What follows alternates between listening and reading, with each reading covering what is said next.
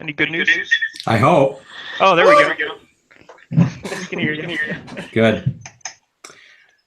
Okay, I'll let you guys get settled in. I need to download a lecture, my last lecture for the year, so let me pull that up.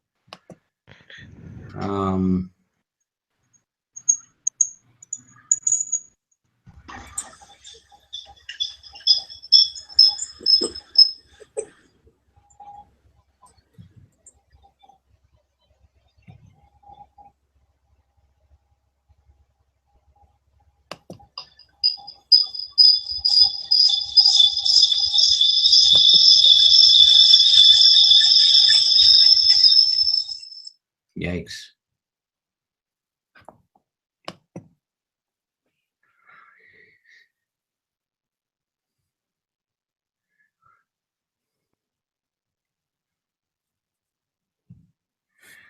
Okay, we're almost all here.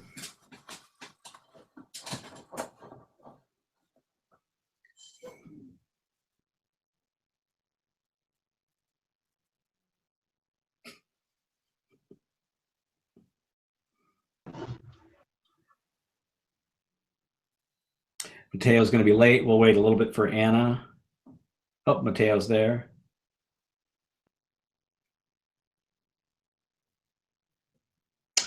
Thomas will be a little late.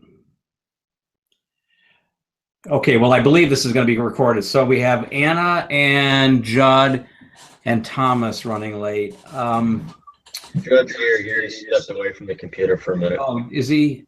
Oh, he hasn't checked in yet, though. Yeah. Okay. God, terrible lighting.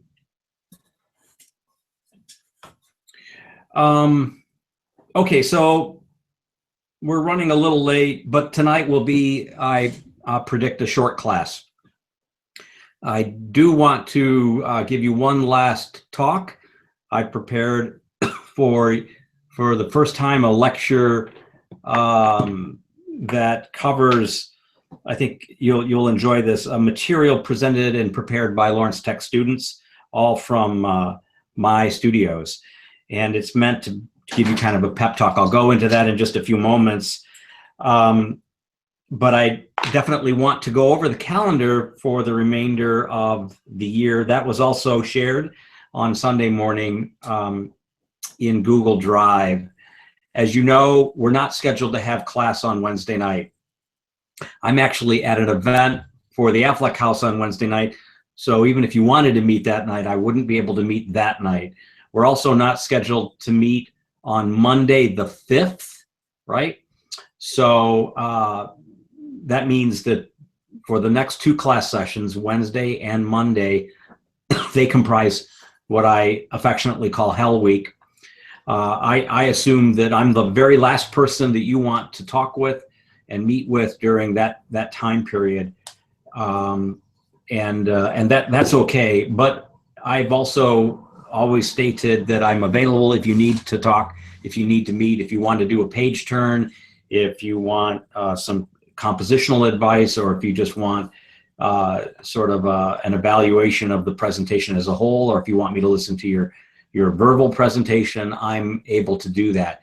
It may mean that we need to find an alternate time because I want to give you the feedback in a timely way, so that you know, if we cannot meet, I actually cannot meet tomorrow night either, but if we cannot meet tomorrow or Wednesday, I'll try to be available for you any other time that works for you between now and next week.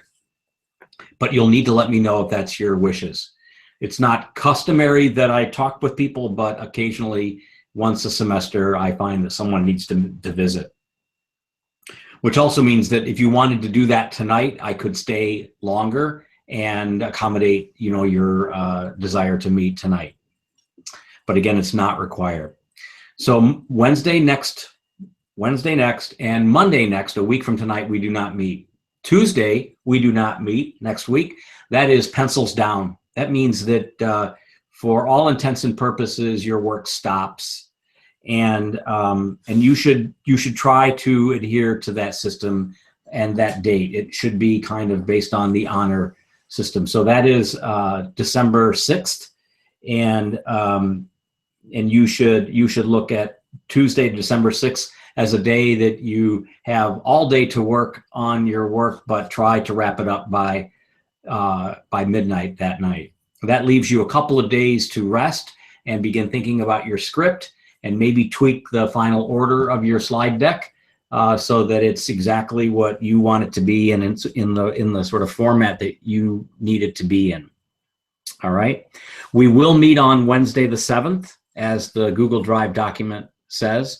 That will be a very quick class, much like tonight's class, except there won't be a lecture. It'll just talk a little bit about the batting order and some other small details. And at that time, I'd like to get a sort of a roster of who's going to be able to be on campus for that review. And then we meet on Saturday morning, the 10th. That you should plan on being there at 8:30 a.m. sharp. That'll leave you enough time to allow me to download your presentation from Google Drive and load it onto my computer so that we can process the review. Or if you're not going to be here, it'll give someone who is here enough time to do that if I'm running around getting set up, as is customary for those final reviews. I try to be a very good host. I bring breakfast, donuts, cream cheese, and coffee. But I'm also greeting lots of people who are coming in. So I'm actually not the most attentive professor that you'll ever meet on that crit day, because I'm trying to be a good host to everyone. So I kind of need you all to sort of decide who's going to be the boots on the ground captain to make sure the material is downloaded onto a desktop, my desktop, so that we can run the presentations that will begin at 9 a.m. sharp, and we'll do for that review exactly what we did for the earlier reviews, where we've had the research material first, and then we go into the individual presentations. We've got Christoph Eibel returning for the final review. We have Lindsay Woods returning for the final review. We have Lauren McQuistion from Rossetti. So Christoph and Lindsay are architects from my office, and Lauren is an architect from Rossetti. And we will have Martin Schwartz popping in as well on Saturday. So we will have a full house of critters in to look at your work, and some of them are going to be very familiar with it, some only in kind of conversational ways, like Martin, because he has been in on my missing middle reviews before. And in the case of Lauren McQuistion, she has no idea about missing middle housing or your studio and your work, and really not much knowledge of Detroit, as she just moved to Ann Arbor a few months ago.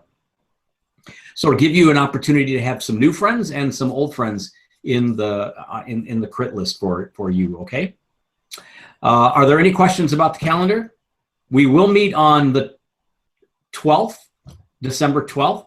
That'll be a couple of weeks from tonight, and it will be our last class. That will be a class where we meet as a group, and then we will also have individual sort of private sessions, the order of which will be the reverse of the Saturday the 10th sessions, okay? So nothing sort of unfamiliar to you. I will issue grade sheets based on benchmark 3. If there's any language that needs to change in your benchmark, you need to get that to me by pencils down, which is a week from tomorrow, okay? Are there any questions? Did it go fast?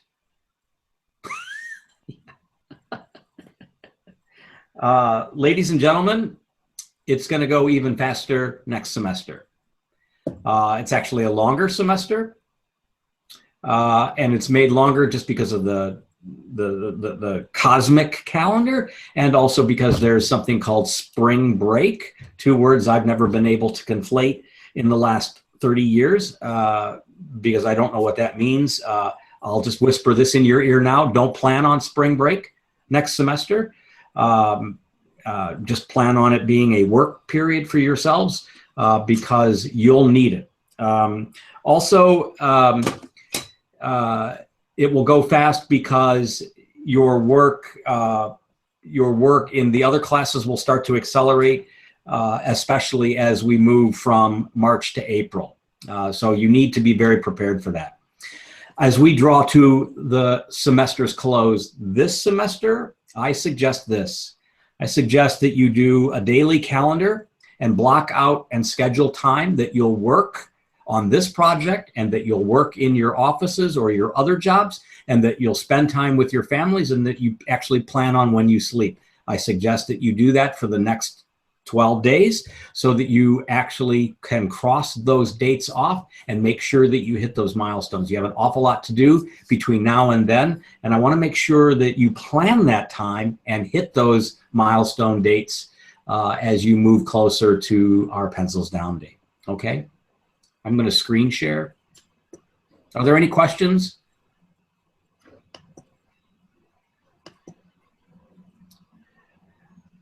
Can someone give me an audio to tell me if they can see this? It's kind of skewed. It's kind of what? Skewed. It's not centered on the screen.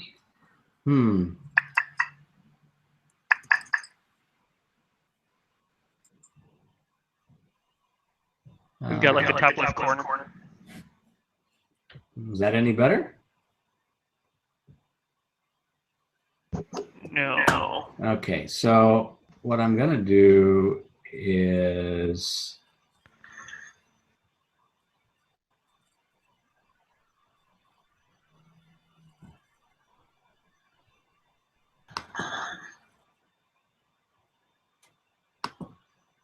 hang on. I do have it downloaded.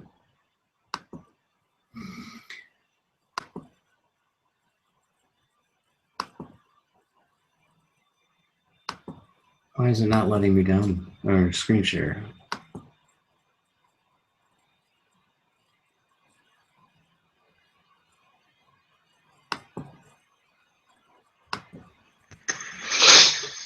No.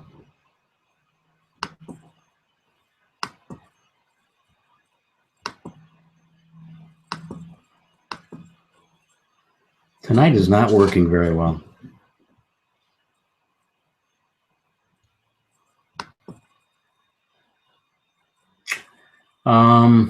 Boy, this is frustrating. I really want you to see this material. I don't know I don't know why it's not operating for us. Do you have it on Google Drive? I do.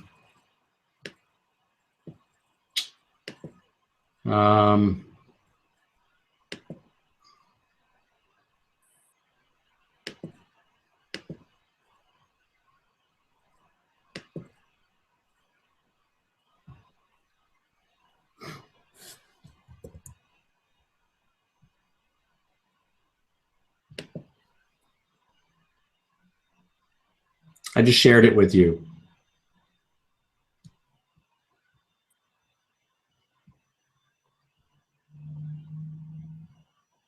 So if you can all go there and let me know when you're there.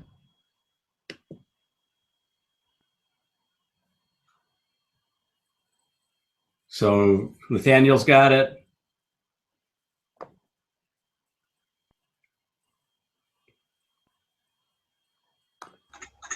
I'm good to go. All right, thanks, Zach.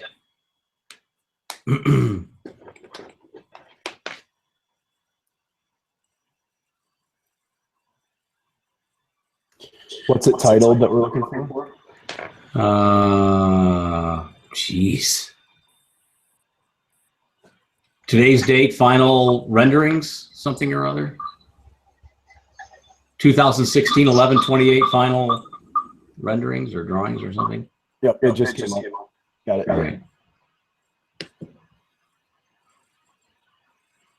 Mariah, do you have it? Okay. Mateo? I don't know if he's here. Yeah, I got it. Okay. And then Judd, do you have it?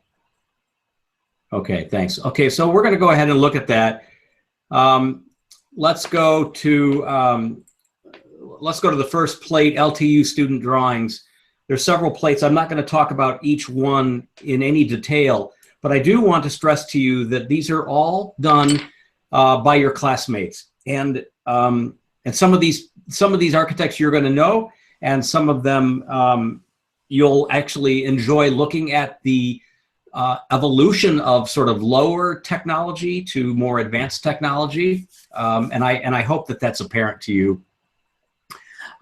So the first slide says LTU student drawings. The next one just talks about, and so this whole thing is organized as a series of themes as it relates to the drawings that you'll actually sit down and be preparing over the next couple of days, actually. So this drawing was an interesting one because it talked about missing middle housing, and it talked about the problem that this young man's user group was facing. And so he did this sort of circular diagram that talked about the challenges that people his age are going to face as they emerge into the new economy, an economy where they didn't have the revenue stream that they had hoped for, that they were going to be saddled with student loan debt, they weren't going to be able to get good cars, they weren't going to be able to get good homes. In fact, statistics indicated that they were going to have to live at home. All bad news, right? And this was kind of an interesting diagram that talked about the cycle, this sort of circular cycle that people his age / your age were inevitably going to face. This student on the next plate, number 4, had my studio for an entire year, a studio that dealt with hybrid mixed-use architecture, and he had organized his whole year with me into 2 semesters and talked about his work in very clear, concise terms. And I thought that you would like to see that even complex themes like the work of 36 weeks can be broken down into one plate very succinctly. Research, you all did really beautiful research plates, but I wanted to show you other ways that research has been prepared. This was for a studio on Haiti, and this individual talked a lot about, the population, right? The ethnicity, the median age, the languages, the timeline, the historical timeline, the locations of the cities. A drawing that was beautifully crafted to show a lot of information at the same time. And the same student also began to talk a lot about the site as a place that was influenced by all sorts of data and all sorts of information. But I also loved how the site section was descriptive of topography, grade, and stormwater management. So I thought that this, and then it morphed into sort of a site plan on the lower right. So I really appreciated the use of graphics and infographics as a way of telling complex information in a very straightforward way. Site strategies. So the ways that you describe the organization of the site, the ways that you clarify your intentions. This was another one of those urban studios. You can, on plate 9, you can look at how the finished design was organized in a series of stacked axonometrics or perspectives that showed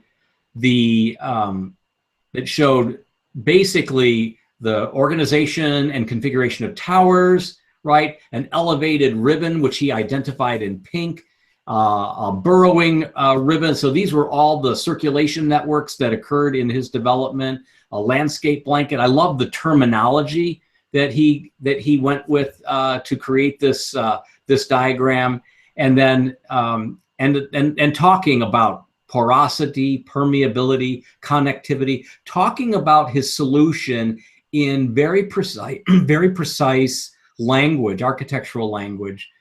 These are the terms that you use. These are the terms that he described in a very clear graphic, I think.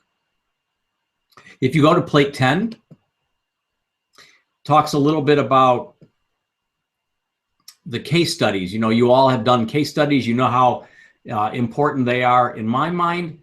And I think it's clear in this example, the student was interested in hyperdense architecture in his site plan and in his site project. So these were examples from the beginning of time, really, in terms of modern times to today. He had never heard of the PSFS building. It's one of the most important high rises of our time. And so he talked about that, and then he began to look at the other iterations of the point and podium concept and created, in effect, his own version in his project. If you go to plate 12, this is actually on your grade sheet. This was an individual that looked at all sorts of different cities, from North End to Volterra, right to Bath, England, to Bruges, Belgium, to Midland, Michigan, where he had family, to Grand Rapids and West Bloomfield, to Brownsburg, Indiana, which was his own town, to Chicago, which he knew. And he looked at cities as a case study for his North End project, as a way of trying to understand, you know, what are the things that are constant and what are the things that are variable. And these iterative drawings on plate 12, I think, did a really good job of bearing that out. This individual, for my case study, or for his case studies in my urban hybrid studio, looked at a number of different examples, Lebbeus Woods and his work, the Lower Manhattan Lomax, which was designed by Paul Rudolph, the Continuous Monument or Continuous City by Super Studio, and then a few others, including Kazuo Shinohara for the Japanese housing tower, or the hotel tower. So he was interested in all sorts of themes and summarized all of his case studies in one plate, again, in the comparative method. And I love the sort of bold graphic sensibility that this individual had. I had never seen such sort of vivid graphics before in any of my students' work, so I was really pleased to see that. If you went to my lecture in September, you maybe saw this plate. This is case studies. This is, all three case studies sort of mulled together into one plate. This student ended up only having 5 plates for his missing middle housing project. Some of you have seen Elemental and the projects in Chile, and that's the middle case study. So his case studies were all organized in a vertical format. I think the thing that's important here is, you know, it's just like on plate 13, there's a really beautiful, and even plate 12 and plate 11, all of them are beautiful plates in their own right. This one has a very simple graphic sensibility. There's no white space really to speak of here. Everything has some sort of tone. The tones are in the blues and in the grays, a very controlled palette to describe the information at hand. He actually printed his material and posted it on the wall and did a digital sort of presentation as well. This was a traditional studio, but we ran an online version of it. If you go to plate 15, this is one case study. This is a beautiful example of laneway housing. This was a project I had never heard of before, and was really intrigued by the example of the case study and how the case study actually applied to her work. Program. So how do you represent, you know, content in the architecture? How do you represent the rooms, the uses? If we go back to my student from Hong Kong and that that sort of large project that I showed you earlier, he actually listed the program the way you would have, you know, on a legal pad: residential, retail, food and beverage, office, etc., but attributed areas to it, and then did a vertical color graph to show you the sort of proportion, right, of that area, so that you could understand that open space actually was 18%, right, of this overall development. Actually, you know, we talked a lot about open space this semester. We've talked a lot about open space in my other studios, so I think you get a sense of how important that actually is in the studio. But the idea of these really wonderful, warm, brilliant colors. This is just a simple model that's been given really vivid colors in a warm palette, and then that model links to the area distribution bar graph that you see on the left. The same student that did the Laneway case study also used the same kind of graphic template for her an analysis, really, of homes from the 1900s and the way that they were all used, and how those spaces were chronicled and their relational size, and then organized those homes from the 1900s into sort of public and private, and showed them as a oscillating or moving condition, and then began to understand homes in the 2016s. And you can see that the program sensibility has reduced, and the areas of overlap started to come into play in that middle public-private diagram that has the dashed lines wrapped around it. This was a very interesting, very original piece of research that talked about the same programs that you're talking about. This was a missing middle proposal from last spring. Speaking of the urban studios and speaking of program and percentages, this individual talked about it not so much in square footage, but in density, in terms of height, and begin to understand, this helped him begin to understand the components of the program as they relate to towers, of high rise, of mid rise, and so on. And the graphics for this one are very vivid. They're, you know, white on black or gray on black with white bold letters to make that information pop, right? And then those colors again are very vivid and warm in a pastel-y kind of way. And then there's always the site plan. The aerial site plan is always in play. The title, the proposal, development types, everything's constant. Everything's repeating, so that the information from one plate to the next is understood. If you go to plate 20, conceptual design strategies. This is again one of those mixed-use hybrid studios.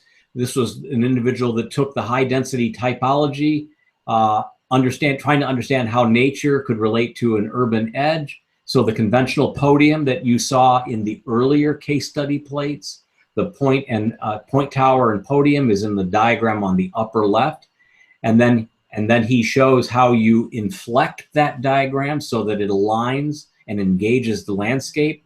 And the third diagram is the resultant. So he goes from gray to white to gray, not only for number one, but also for number two, because number two is a different approach. It takes the conventional podium and point tower and then separates it to privilege open space within the tower itself, so that allows for a continuous horizontal landscape. And then you can begin to see how that relates to his overall section. So very clear, very simple diagrams to show very complex ideas on plate 21. If you go to plate 22, this is a project in Anchorage, Alaska. So this is an individual that came up with a stacked hybrid form that had assigned uses, that had simple colors, And then that form, this is something that Judd and I were talking about just the other day with Weiss Manfredi. That form has then been disturbed or adjusted to allow for connections to the park or to preserve or enhance a view, right? So that the mass has been distorted or disturbed or engaged by the context around it. So this is a terrific drawing that shows you how to help people read the eventual form of your architecture. These drawings are very, very important in your slide deck. You'll see another one in this drawing. Same architect, different year, different studio. The resultant form shows how the overall form has been carved so that the ziggy-zaggy red form on the very top actually allows for residential uses that have, you know, views to different view corridors that have more corner units than if it was a simple bar building, right, with a double loaded corridor.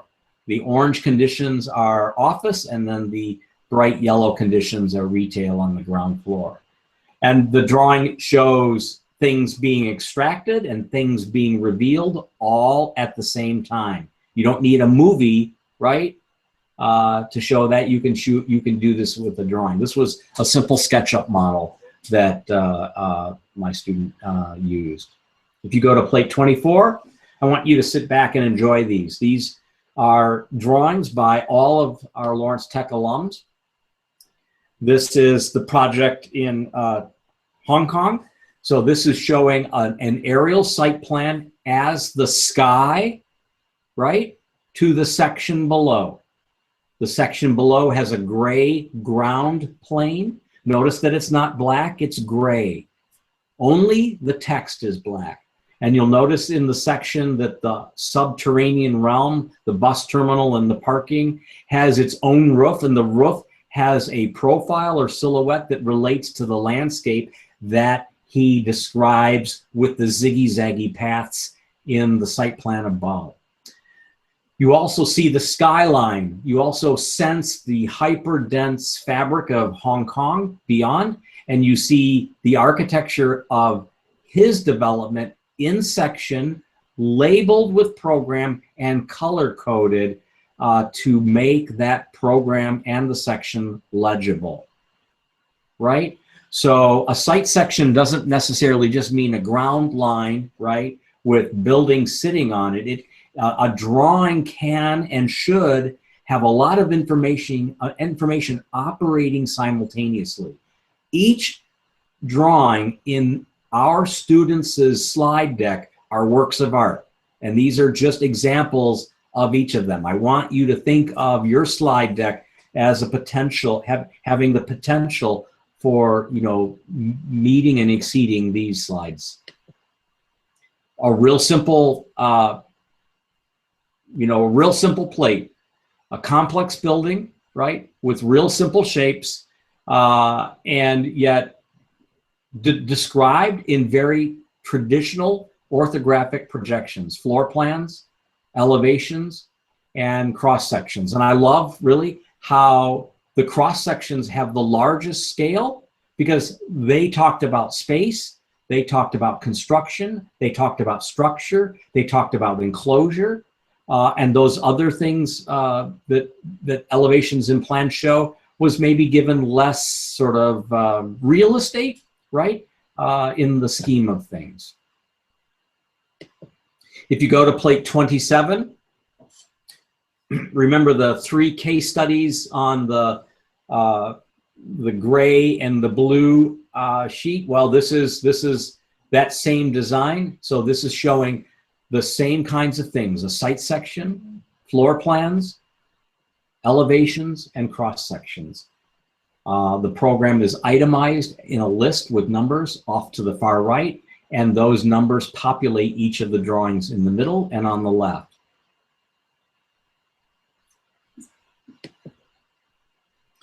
I think it's important that you understand that, you know, I've never advocated that all of you do everything in CAD, although I figure the longer I teach, the more likely it is that that's all our students know. But actually, some of our students and some very recent ones have elected some media that was rather unconventional, and I want to show you what that looks like. So this is an individual that did hand-drawn drawings on white and yellow trace with two words I can't believe I'm using right now: magic marker. Magic marker to render the perspective and to give a sense of space and landscape.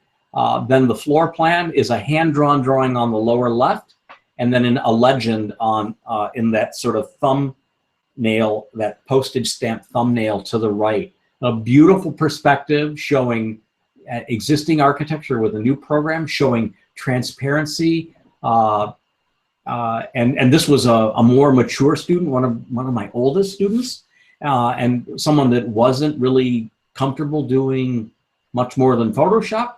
And I permitted her to do what she was comfortable doing in terms of media, because I wanted her to feel comfortable doing the best work that she could do. Interestingly enough, she has her own office, and she had her own office at the time, and she was just taking the master's classes in order to have the degree that you all have. I think, Judd, you know Philip from Grand Rapids. This is Mr. Lyzenga. He was a student of mine a few years ago. He actually got so inspired by some conversations I had with him about the rural studio in Alabama. Some of you may have heard me talk about Sam Mockbee, that he actually, he and his wife drove down there and visited all of the buildings by the rural studio in Greensboro, Alabama, and made that part of his first semester research, and then came back in the second semester and executed the design and the image on the left. So these two plates are from his thesis proposal, and the images on the left are models of the figure ground drawing that were cut. He printed them on MDF board, and then made other models of the site in these wood constructions, these beautiful wood constructions that he photographed, and then layered on other drawings on top of them to create a much more sort of plural, three-dimensional presentation of his ideas. I always like this, and I'm glad, Judd, that you get to see it, and any of you that know Philip will appreciate this work.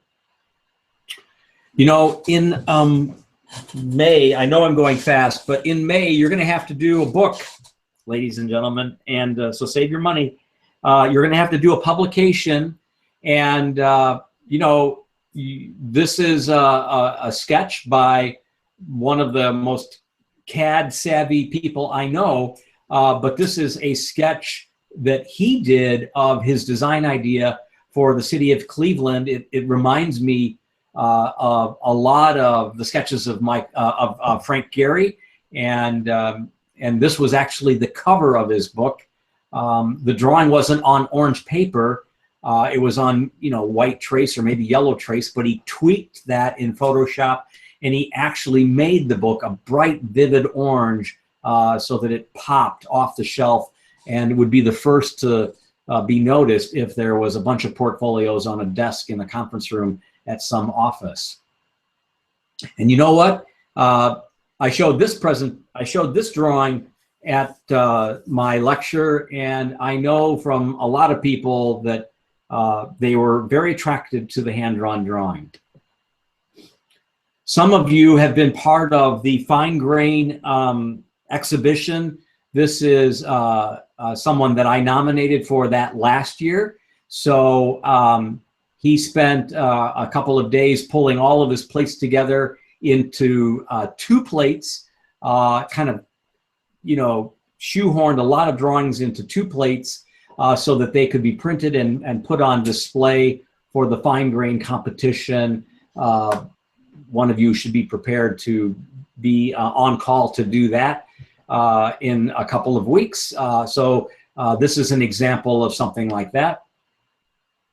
The renderings are also important because they show the quality of space and the quality of form. So this is an interior rendering. This is a rendering by someone who's not very comfortable with rendering, but this is a missing middle proposal. But they tried to show sort of family life in a communal kitchen and communal dining area as it related to a community space that was framed by the architecture, sort of showing inside and outside, and tried to do the very best she could with software that she wasn't familiar with. Someone who's very familiar with Revit and the things that it can do once you take it into post-processing, showing a rooftop space, which was central to his design ideas for missing middle housing. This was from last semester. I appreciate the ET figures, the ghosty black figures in this rendering, and you'll see them every now and again, but please don't do those. Don't ever do those, ever, anywhere. Like here, don't ever do them. People look menacing and people aren't menacing. In any event, this is also missing middle housing. This is showing a courtyard space framed by some community buildings and the renovation of an existing building in the background. The existing building in the background is the Orange building on plate 37. It's the barber shop. Maybe you've seen that building. You'll see another version of it in a minute. We go to plate 38. This is for the hybrid studio. This is showing the conditions of inside and outside in a high density, low rise or mid rise development located in Traverse City. I like the spareness of this drawing. This is the same architect. And this is the architecture for it. He used the ghosty figures as well. But at least they're not black. At least there's some transparency to them. But I encourage you to use real people because it tends to be a little bit more engaging. And I think also, you know, try to look at these drawings as doing some of the best drawings you can, because these become your portfolio examples. This is for a project at Central Michigan University. This was her best rendering. This is showing a new housing development at Central to sort of complete the grid of housing there, engaging a pathway as well as creating new density in Mount Pleasant. This is a SketchUp model that also went through some post-processing. This uses real people and it makes them a little bit more transparent. And this is for a proposal in Toronto. And I think this is this is about as good as you can get with SketchUp. And I guess you know, if you have to use SketchUp, this would be a good benchmark for you. Plate 41, and then plate 42 is a very interesting project. This was someone who looked at the Ambassador Bridge as an armature for populating it with housing, and this was what the housing scenario would look like in the year 2030, and then he had a proposal for it in 2050, and he had it in 2015. So he showed it over time, and he showed the idea of basically like barnacles on a pier, showed the idea of housing aggregating on the infrastructure. His postulate was that the Ambassador Bridge would go offline and become obsolete. It would be far too expensive to demolish, but let's use it for what it can be used for, which was this hyperdense housing scenario, plate 42. Plate 43 shows an aerial shot. I'm not really keen on aerial shots, but sometimes you need them to show the overall idea. This architect showed several different perspectives of his work at different times of the day and different times of the year. and different programs. So this was his urban farming and market suggestion. Then he had Olympic Park in the winter. I mean, he had a number of different moments, temporal moments, that he was able to render the same subject matter, but with through different lenses. And it reminded me of, you know, the painter Paul Manet, who looked at the Rouen Cathedral at different times of the day and the year, and painted basically the same subject, but gave you a different impression of it by virtue of the way that he viewed it. So here's the summer concert scene in that same architect's sort of portfolio. And then here's a summer cafe scene,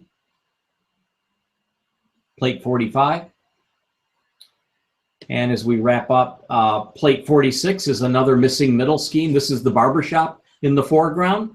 And you can see how the barbershop has been amended and adjusted and renovated to create outdoor community space. You can see the incision on the roof. That incision actually went all the way through the core of the building. And you can see the housing proposal, the tiny housing proposal that situates itself on the alley. So here's another aerial shot put,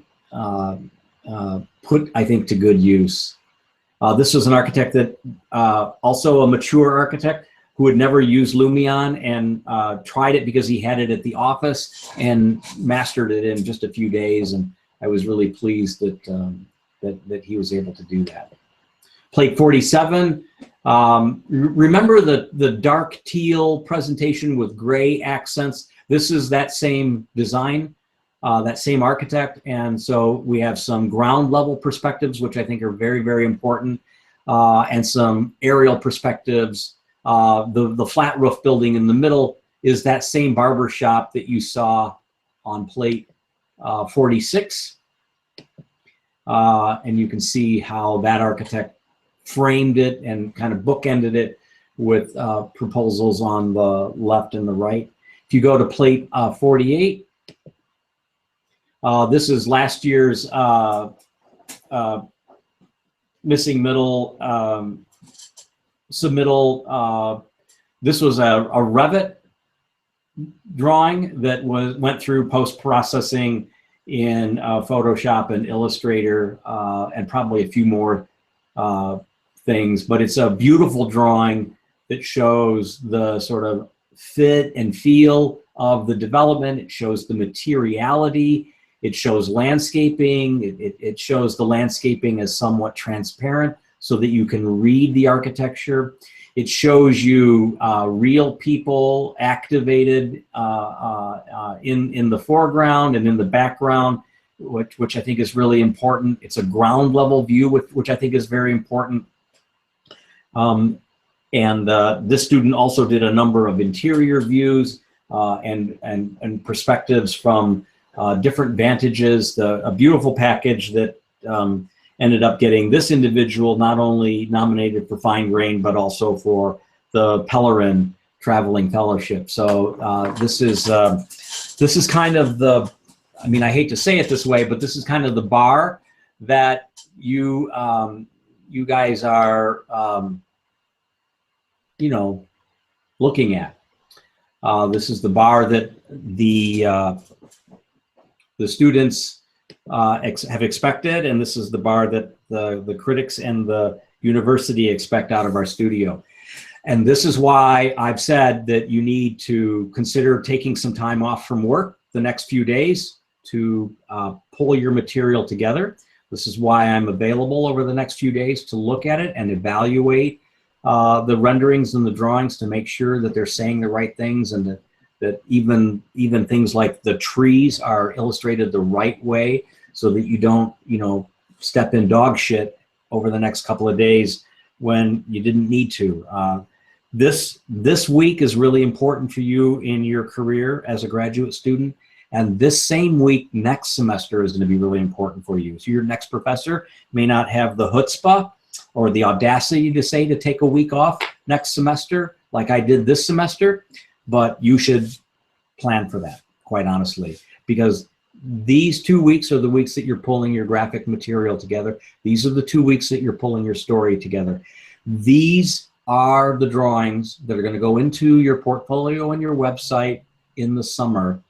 And as I've said to you before, I know y'all don't believe me, but in 2 years, you will not be working for the firm you're working at now. I'm just telling you that. You're laughing at me. I know that you're all saying, oh, I'm a lifer where I am. No, you ain't. If I can leave a firm, anybody can. And you need to have the best material out there that represents not only your best work, your personal work, right, but the work of the university, right? Because you have the reputation of the university to account for. We'll talk a little bit more about that next step on Monday the 12th, because I have some parting shots about the profession and about how you need to engage in it as you sort of begin relaxing, maybe finishing up the tasks and assignments for your other courses between the 12th and the last day of class. But some parting remarks that maybe talk a little bit about what I'd like you to think about over the next couple of weeks over the Christmas break as you sort of recharge and begin thinking about your work next semester. Are there any questions about those drawings? Are there any questions about maybe the technical questions about how they did them, or just questions in general? Hearing none, I'll be happy to meet with anyone, or I'll let you get back to work. Cool. Well, you all have those, you all have that slide deck. You can look at those things a little bit more carefully. There are some drawings that are better than others. I spent just a few hours pulling those together. It was kind of tedious because I had to open up each. It was actually kind of fun because I went back in time, right? I had a neck or a handkerchief and I cried, right? I looked at each plate from all of my 162 students minus the 8 that comprised this class. So I looked at 150 something drawings or students and all of their drawings from their benchmarks, which was a lot of fun. It was like going down memory lane. And I had to extract the plate I wanted from each of those presentations and drop it into this slide deck tonight. So that's for your enjoyment and hopefully for your use. I'm hoping that I can add 8 more to the lecture for next semester, right? Get the hint? Knock yourself out. No other questions, I'll let you go. See you on Wednesday, right? The 7th, is that right? Okay, I'm around. Just give me a shout. Good luck. Thanks. Sure, go ahead. All right. Try and put some of them from sure. Okay.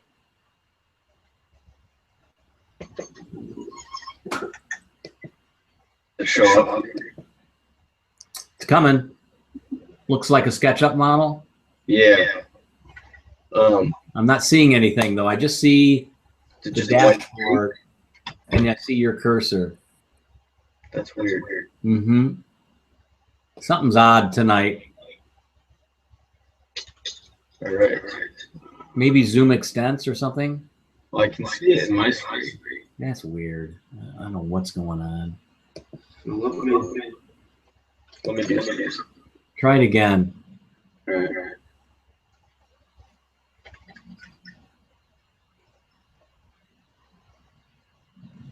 No. Anything? Still a white screen. Yeah, it's weird because your cursor is like a black square with the arrow in it. Let me just make a quick PDF of it. Sure, go right ahead. Cheapest system I've made it last.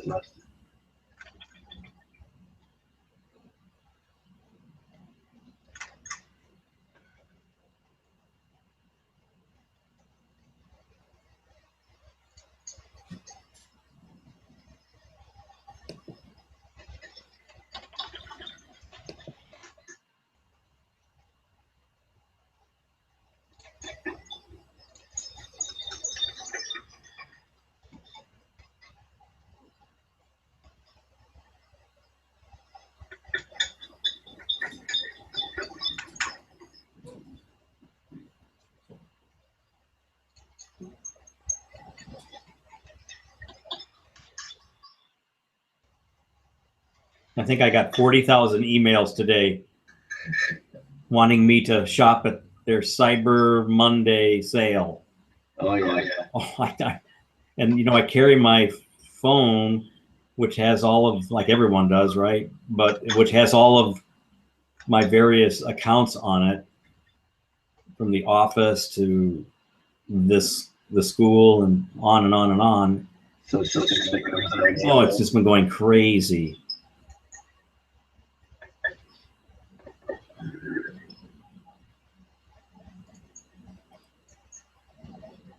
Do you know Philip?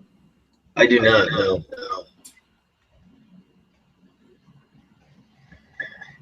There we go. Go ahead. That comes from. Yeah, go ahead. So I guess what I'm looking at is this image is the frame system laid in. Yeah.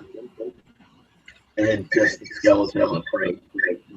Trying to figure out how I should show this graphically, because looking at just the skeleton, it gets awfully Busy. and you can't really tell what's going on. So maybe, maybe the view isn't right, and maybe you don't show so much of the grid. Maybe you get lower and closer, and then mask some things out, so that you don't see a network of gridding that goes on for infinity. Mm-hmm. You know what I'm saying? Like you're looking from east to west, right? What if you will look from south to north? And this would be kind of like, well, this almost is south to north, I guess. this is, Yeah, because well, okay, then look from left to right in this image and only look at like 1, 2, 3, 4, 5, 6 or 7 blocks, Okay. not for the whole length that you're showing here. so it's not important to show everything, but just No, I would just something show a building Okay. or a unit. I mean, you could have this drawing, and I might take it into a lighter value, so the frame isn't necessarily black, but a warm gray, which could be very interesting. You know, you could do it on the left as is, and then you could show us the image that you just showed me on the right. You could show the same view, so that we could make that distinction. We could make that connection. And my thought was kind of taking this view where the frame is laid in the building Yeah, and making those walls a little bit you could do that. You could just do that in like 1 or 2 units, just to show us how the frame operates spatially, Okay. but not maybe for the whole building. Right. Take some, what I call artistic license on that point. Okay. That was kind of it. So I was just trying to figure out how I should show this. Yeah, cool. I'm around if you want to show me more as we get deeper into the week, as we get closer to the deadline. Just let me know, okay? Okay. Cool. All If right. I just email you some throughout the Yeah, week. or text me. You have my numbers. Okay. All right. Thanks, Zach. Good luck this week. Thanks, Mark. Have a good week. You too. Bye-bye.